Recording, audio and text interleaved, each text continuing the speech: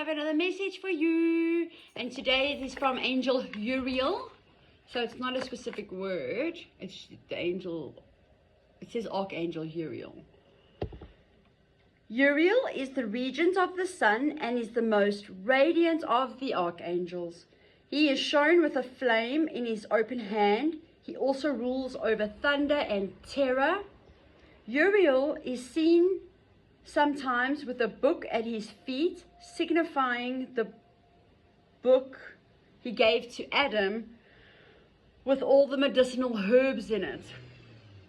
Divine light shines from within. I am eternally radiant, loving, and wise. I realize I just read too much there, but anyway. Okay.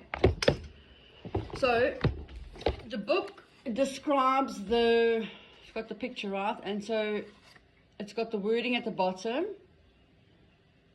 which is actually what I read to you guys. But I ended up reading all that. So, I don't know the truth behind the archangels and what their roles are, so I don't want to actually confirm what I've just said. But anyway, interesting to know. I do know the angels obviously have a significant part in all our prophets. Peace and blessings be upon them all. So yeah, maybe there's some truth in there. But anyway, what this book is sharing some good news today. Let's see. The angel of Uriel, whose name means light of God, is the angel who brings humankind knowledge and understanding of the divine. He is the most radiant of angels and is depicted descending from heaven on a fiery chariot drawn by white horses. He has been variously called the flame of God, angel of presence, and the angel of salvation. He is also known as the Prince of Light, the interpreter of prophecies.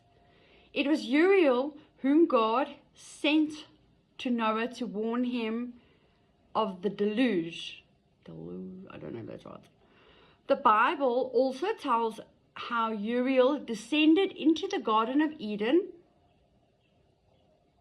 on a sunbeam and stood at its gate with a fiery sword. He is also the angel who watches over the thunder and terror. As the angel of repentance, he can help us to understand that the laws of karma, which put very simply, mean that we reap what we sow. Uriel also helps us understand how divine mercy works and brings us awareness that we are all cherished by God's love. He's nice. He's supposed to be, although I must just be quickly honest with you, right? Like, your relationship with God is one-on-one. You don't need any intercession, any angels, any like whatever. So if you want to feel more blessed, if you want people to have their karma, if you want, just ask God. Speak to him directly. He's the one that will obviously then send angels or send people come in forms of angels. So God works in a lot of different ways. So I would just, whenever I'm talking in these books, do not pray to angels. I don't condone that. God is powerful on his own, and he's the one who facilitates these okey pokies to do their divine work. He's supposed to be the sharpest, the most sharp-sighted of all the angels. He is often represented with a flame of knowledge in his hand, which mankind can draw upon for health and welfare. If this knowledge is abused, then it is Uriel who delivers divine retribution. Uriel helps us understand why all things are as they are. He helps us to trust in the divine plan so that when things appear to be going wrong, we can know that ultimately they are for our highest good and greatest joy. Uriel helps us interpret our inner voice and our dreams. He guides us towards understanding our essential nature and towards taking more responsibility for our lives. With his guidance, we have the possibility of fulfilling our potential as creative spirits. Uriel helps us to find our inner light and to become as radiant as the sun when we express the fullness of love and the beauty within ourselves.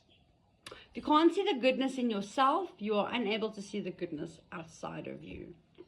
So just remember that. God has given you radiance. He's given you everything. If you go, every I am word I've ever put out there is what God has put in each and every one of us. We're all capable. We just have to draw it out of us. We have forgotten. We are in a system that does not want us to know we have such power. And all these wonderful angels around us and divine, like we're actually part of something much bigger than ourselves. And that is, I've always felt since I was a little girl. And never ever touched into angels. This is like the first time really. And I know this isn't like genuine stuff, but like I said, it's just very nice to read and to get some upliftment and some encouragement, you know. Divine light shines from within. I am eternally radiant, loving, and wise. That is what the angel is here to remind you of today. Yeah, so you're definitely here for a bigger purpose. I always say, and this is how I imagined it, this top. Oh, it's the lining of the top under here. It's not actually something. It is. I dress like a granny, so I've got like layers and layers. Okay, cool. This is like annoying me.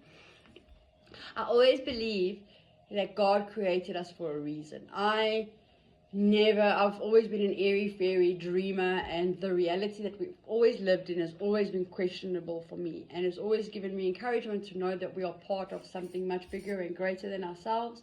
And God never created me for nothing, because that's ultimately what life makes us feel like. There is nothing, there is no hope. There, you know, we're just here to live, get a job, and die. And that's actually not the case. And I often think, why did God create this fly that I keep trying to keto away here? Why did he create that fly? That fly does not have more meaning than me. However, I can and know and appreciate that he does have a purpose. I don't know what the purpose is with flies on the poo-poo and what they need to do and how they contribute to the ecosystem of poo-poo, the ecosystem of the animals and the insects and decomposition and who knows, but there is a reason this fly exists. I am more important than that fly, and more important than this teeny tiny little ant. Like, I've watched ants are just so determined, they're on a mission. And I think God really cares about that little teeny tiny thing. I can't even show it on the screen. That's how small an ant is. But he matters. Like, God actually created that ant for a purpose. And so I believe as giant human beings, we're also created for something more. Yeah. So anyway, we're all part of this cool divine thing, and I hope that you are creating goodness and wonderfulness in your life and avoiding all negativity at all costs, and just focus on God and his love and what he brings into your life, and just thank him continuously. Peace, love, namaste. Have the best day. I'll be back tomorrow, inshallah.